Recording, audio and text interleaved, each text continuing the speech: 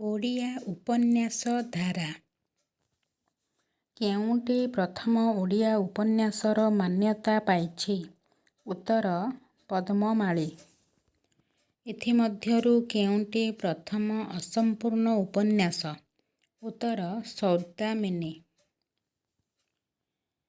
ସୌଦାମିନୀ ଉପନ୍ୟାସ କେଉଁ ପତ୍ରିକାରେ ପ୍ରକାଶ ପାଇଥିଲା? ଉତ୍ତର ଉତ୍କଳମଧୁପ। କେନ୍ଦୁଝର ବିଦ୍ରୋହ ଉପନ୍ୟାସ କେଉଁ ପତ୍ରିକାରେ ପ୍ରକାଶ ପାଇଥିଲା? ଉତ୍ତର ମୁକୁର। ବିଭାସିନୀ ଉପନ୍ୟାସ କେଉଁ ପତ୍ରିକାରେ ପ୍ରକାଶ ପାଇଥିଲା? ଉତ୍ତର ଉତ୍କଳପ୍ରଭା। କ ସ୍ତମ୍ଭ ସହ ଖ ସ୍ତମ୍ଭର ଠିକ୍ ମେଳ ନିରୂପଣ କରି ଉତ୍ତର ନିର୍ଣ୍ଣୟ କର। କ ସ୍ତମ୍ଭ ଖ ସ୍ତମ୍ଭ। ସୌଦାମିନୀ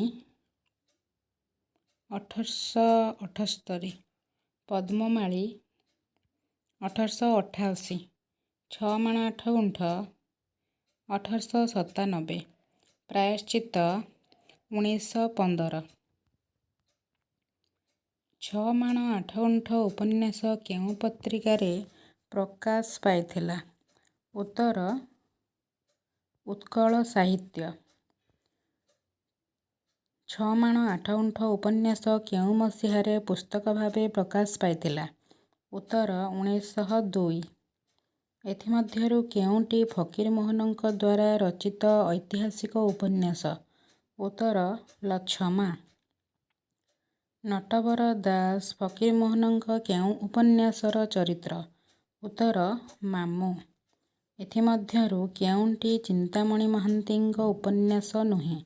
ଉତ୍ତର ଘଟାନ୍ତର। ନିର୍ବାସିତ ଉପନ୍ୟାସର ସ୍ରଷ୍ଟା କିଏ? ଉତ୍ତର ଗୋଦାବରୀଶ ମିଶ୍ର। ଏଥିମଧ୍ୟରୁ କେଉଁଟି ଲକ୍ଷ୍ମୀକାନ୍ତ ମହାପାତ୍ରଙ୍କ ଉପନ୍ୟାସ? ଉତ୍ତର କଣା ମାମୁଁ।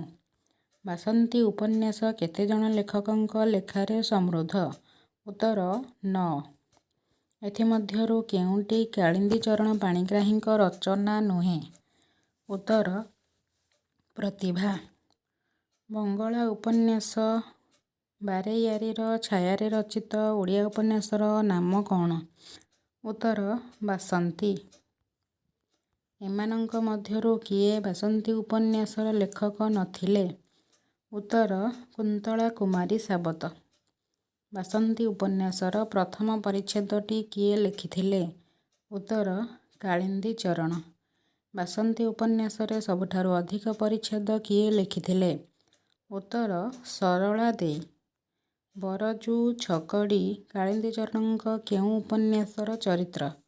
ଉତ୍ତର ମାଟିର ମଣିଷ। ଗୋପାଳ ବଲ୍ଲଭ ଦାସଙ୍କ ଭୀମା ଭୂୟାଁ ଉପନ୍ୟାସର ପ୍ରକାଶ କାଳ କେତେ? ଉତ୍ତର 1908। ଭୀମା ଭୂୟାଁ ଉପନ୍ୟାସ କାହା ସମ୍ପାଦନାରେ ପ୍ରକାଶ ପାଇଥିଲା? ଉତ୍ତର ସରଳା ଦେବୀ। ମଲା ଜହ୍ନ ଉପନ୍ୟାସର ଲେଖକ କିଏ? ଉତ୍ତର ଉପେନ୍ଦ୍ର କିଶୋର ଦାସ।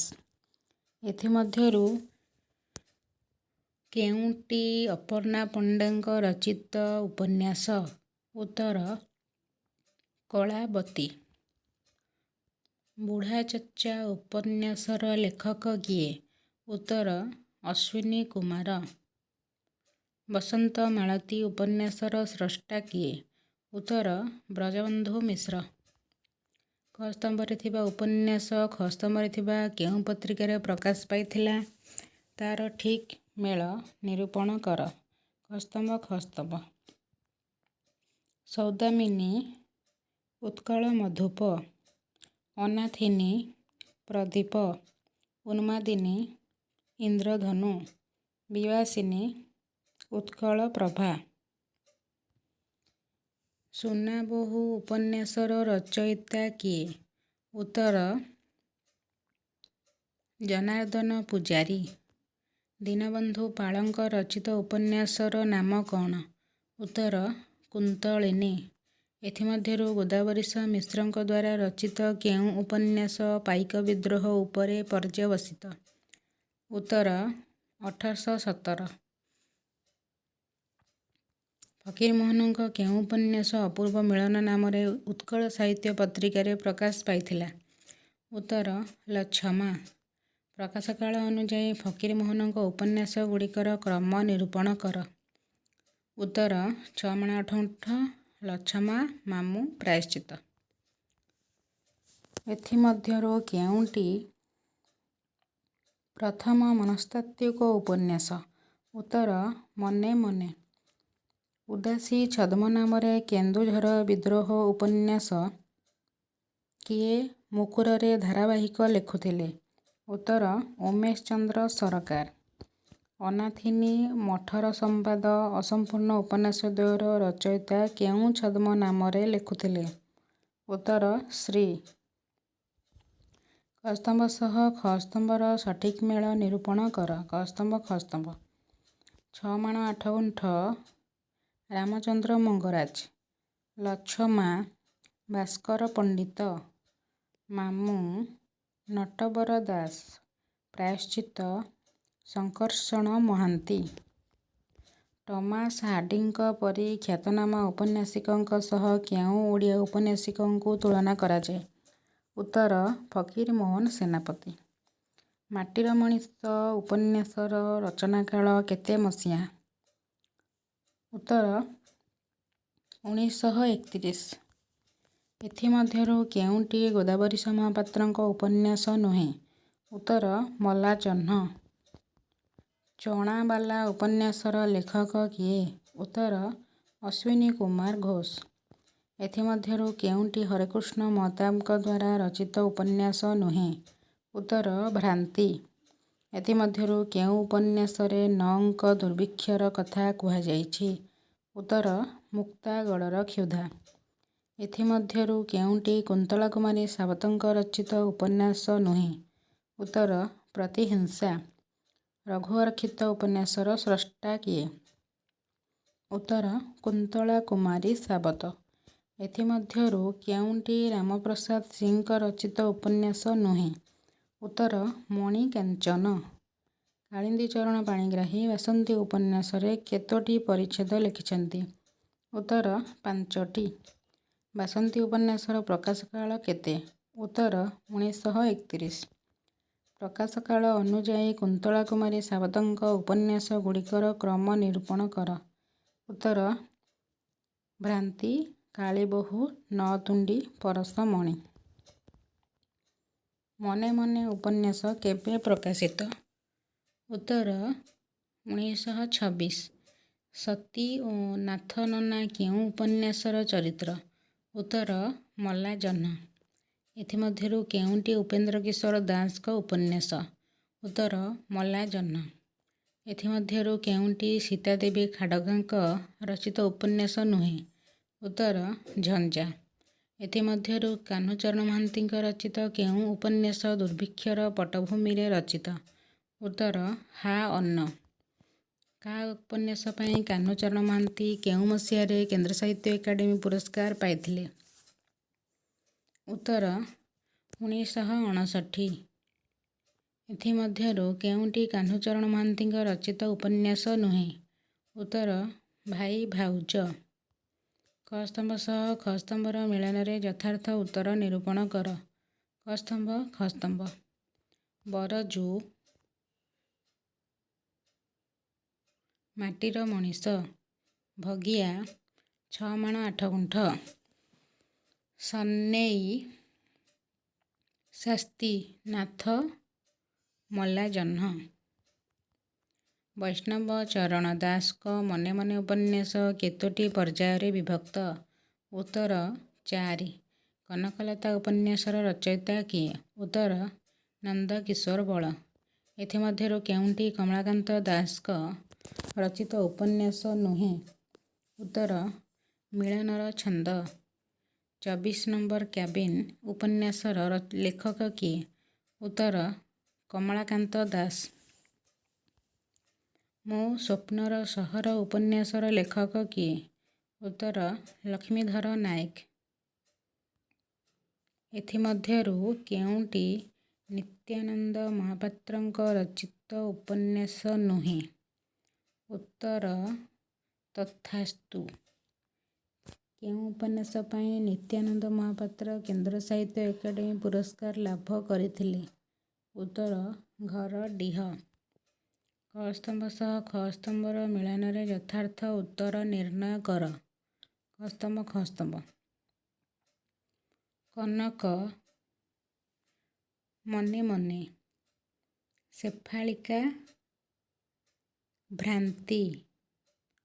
ଚିନାମାଳି ଭୀମା ଭୂୟାଁ। ମାୟା ଅମଡ଼ା ବାଟ। ଏଥିମଧ୍ୟରୁ କେଉଁ ଉପନ୍ୟାସଟି ଆଦିବାସୀ ଜନଜୀବନର ପଟ୍ଟଭୂମିରେ ରଚିତ ନୁହେଁ? ଉତ୍ତର ଦାନା ପାଣି।